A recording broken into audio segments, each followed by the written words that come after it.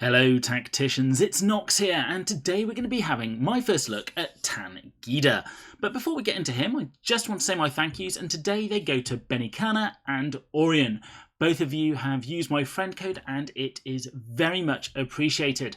So thank you very much.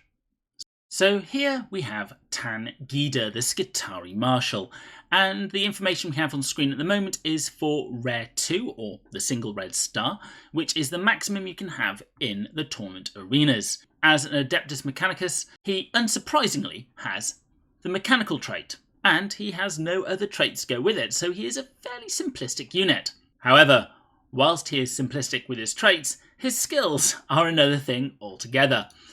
His active ability, the Doctrina imperative, means that he can switch between two imperatives that affect him and all friendly adjacent mechanical units. And what this does is switches between two imperatives. It starts off on the Protector imperative, which gives Tangida and any friendly adjacent mechanical unit extra armour. You can switch this once per turn, and if you do switch it to the Conqueror imperative, the same mechanical units will now have additional damage against units who have reduced armour. So I imagine most of the time in the TA you will be wanting to keep this at the Protector imperative. However, if we are thinking about the guild raids, you may want to switch from the Protector imperative to the Conqueror imperative once you have a few summons.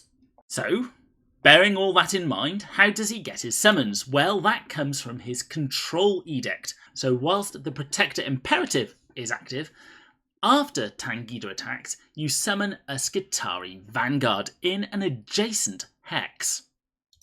And I've just put the stats up for this Vanguard at level 26 on screen. And you cannot have more than 3 of these Vanguards summoned at any one time.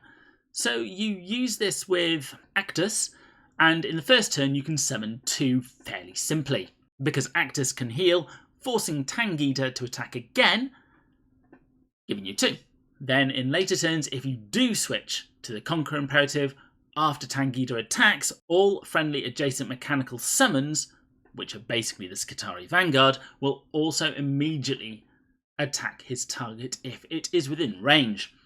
Now, the interesting thing here, it says mechanical summons, so this, I imagine, will affect Aleph Null's summons as well. So, what does the Skitarii Vanguard look like? Well, if we compare its stats to Tangida's, we can see they have a lot less health, which isn't surprising, they are a summon, but their armour is very good. And remember that armour in the Protector imperative will be around 300 and not 200 as seen here.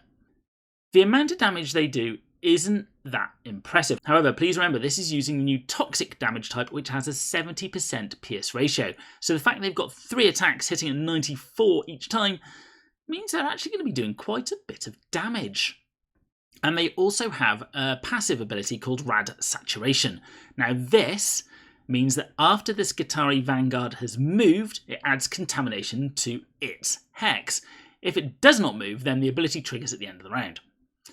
And then, units standing or starting on a contaminated hex have minus 30% armour, and this is where the ability from Tangida in the Conqueror imperative comes in, because if anyone's on that contaminated hex, they'll have less armour and you will now do more damage to them. However, mechanical and contagions of Nurgle units are not affected, and the contamination disappears after 2 rounds. There is a lot to take in here, so let's see it in action to fully understand what all this means.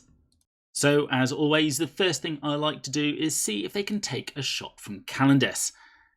Now, the reason I do this is you see Calendis everywhere in TA, and at least this gives us a baseline on whether a move using this guy when Calendis is on Overwatch is safe or not. So, looking at Tangida, we can see that his armour is currently buffed by his own Protector imperative. So, when we move him up, we can see what Calendis is going to do to him. It's a big hit. We're not unsurprised to see Calendis do a crit, but it didn't kill him. Which will mean if we shoot back, we'll get our first summon, which is also our crit. And notice our Summon doesn't attack, unlike Showsills, who obviously attack on his behalf. And then if we move Actus up next to Tangida to repair him, he'll take another shot. And summon in another Skitarii Vanguard. And because Tangida's weapon is toxic, there was the percentage chance of leaving this lovely toxic cloud where he was shooting. So we'll skip to the enemy's turn, and they're going to move into a position where we can shoot them. And as you can see, they're not very tough. We can actually kill one of these using Thaddeus Noble's normal attack. So they're not going to last very long. But you can see the locations where the Skitarii Vanguard are have actually become contaminated. This contamination is going to be all over the battlefield if you're not careful. But if you're using all ad mech, you don't really care. So we're going to skip back to our turn, and the Vanguard do decent damage. Didn't quite kill Thaddeus here, but he is very low on health. The issue, I guess, is that obviously they seem to run off and will never, or will very rarely be next to Tangida to benefit from the Doctrine should he switch. We can also see as Actus is next to Tangida, his armour is buffed as well. And if we then use the switch of the Doctrine, you'll see that the benefit of the armour has disappeared, and instead we've got the Conqueror Imperative, where he's going to deal an extra 108 damage against units with reduced armour. So in this case, it's only actually going to be against Thaddeus he gets that additional damage, and not Marnius Calgar. However, we might be able to do something about that by actually moving forward and shooting Marnius. Now, if this ends up with the Toxic Cloud, which in this case it didn't, we would then be able to get that bonus damage. And that is where Vitruvius can come in. Using his barrage, it will automatically put that Toxic Cloud, that contamination, on the square. Which will mean Actus now gets bonus damage against Marnius. It's very convoluted, but I thought I'd go through all the steps just to explain how all this is done. So here we can see he can do 119 damage, and then by moving next to Tangida, it will then go up based on the bonus damage that Tangida gives because of his Conqueror's Imperative. Overall, a very interesting character, and one I can't wait to gear up so I can use him in the tournament arena. For those of you who are interested in what his stats would look like at maximum level, well, here you go. As you can see, his Doctrina Imperatives now add on around 800 armour or damage, and his Skitarii have now got about 3,500 health and deal a decent amount of damage themselves. I personally don't think I'll ever get him to this level, but I'm sure there's some of you out there who will.